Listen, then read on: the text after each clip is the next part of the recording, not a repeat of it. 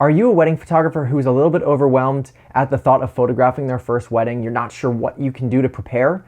I've been there. I totally get where you're at, and that's why I'm sharing 5 things that you can do right now to help prepare for your first wedding.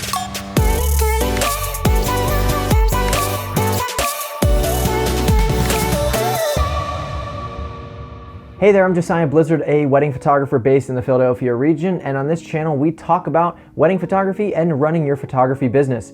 And let's just jump right in. Tip number 1, the first thing that you can do if you are preparing for your first wedding is to make a timeline. Create a timeline with your couple, figure out when everything is gonna happen, have something set in stone so that you know how much time you have for portraits, how much time you have for bridal party, how much time you have for the ceremony, what is happening when. You can actually grab my free timeline template that we use at all of our weddings down in the description below for free. You can get that for free in the description, all right? The timeline is really going to help you. You can see how we kind of structure our day, and this is the formula that we use for every single wedding. We know how much time is allotted to first look and portraits, how much time we need for bridal party, so on and so forth. Very simple, but get a timeline made so you know when everything is happening.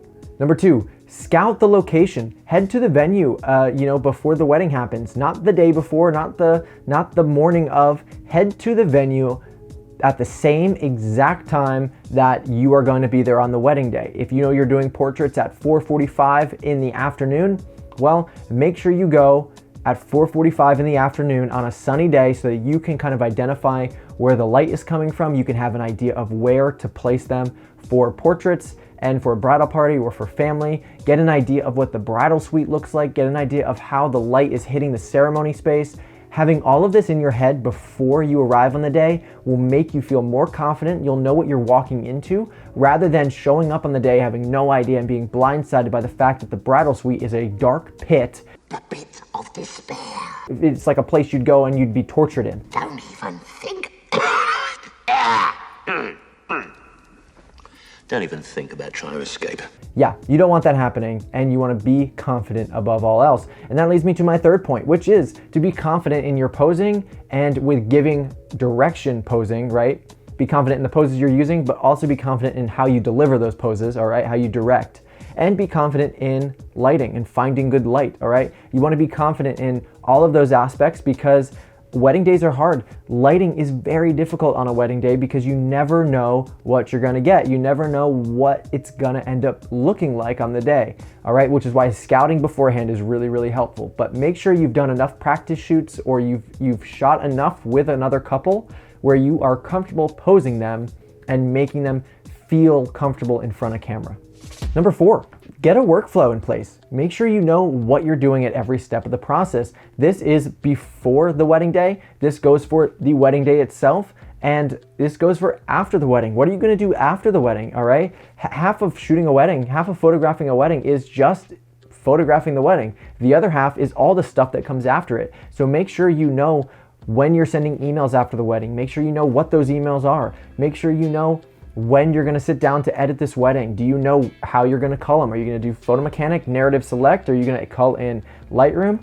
Do you have presets ready? Are you going to edit in Photoshop? Are you gonna edit in Lightroom? Please don't edit in Photoshop, by the way. That's gonna take you a million years. Edit in Lightroom, please. Or maybe you're gonna use Capture One, whatever you're gonna use.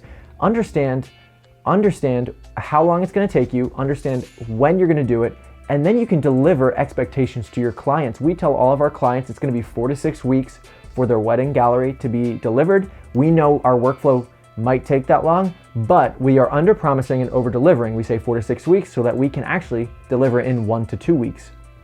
All of those things I just mentioned, by the way, workflows, timelines, email templates, presets, all of that stuff is over on my membership, the Photo Club membership. Just head to thefotoclub.io and you will find all the information you need there, along with all the things that are listed, all the things that are currently available on the membership. There's loads of goodies, $25 per month, and you're getting over $1,500, over maybe at this point $2,000 worth of value for just $25 a month. And you'll have direct access to me. I can answer all your questions in an exclusive Facebook group and in some monthly live Q&As. So would love to see you over there, thefotoclub.io. Last but not least, the 5th tip is to have backups of everything. If you know you're gonna need to use a flash on the day, Don't bring one, bring 2 flashes with you, because if one of them decides it wants to not work, or they want to malfunction, or somebody knocks it over in the middle of the reception and you don't have another flash with you, well, guess what? You're out of luck for the rest of the reception, man. So bring a backup of a flash, bring a backup of your camera, bring more than one lens with you. Have backups of everything. If you think it can break or it might not work for you, have a backup of it. That's essentially what I'm saying, because you don't ever want to be in the situation where your camera breaks, you don't have another one, and you're like, well, out of luck there, can't shoot the wedding now. And then your client really hates you and is mad at you, and you get bad reviews, and then you never work again. So, little bonus tip for you: try to second shoot or assist on a wedding before you shoot your own wedding. Now, this is not something that is 100% necessary. It's not something that we did when we started our photography business. I've actually only ever second photographed a wedding twice, all right? 2 times in 130 plus weddings have I ever second shot a wedding, all right? Twice. It's not 100% necessary, but it's better to not learn on the job with weddings, risking a client's memories, a client's photos. Do it beforehand, learn beforehand. Second shoot, assistant shoot for a photographer who's already in the industry. Don't do it for your portfolio. Learn how weddings work, learn the ins and outs, learn how they do things, and it will really, really benefit you when you go and you photograph your very first wedding.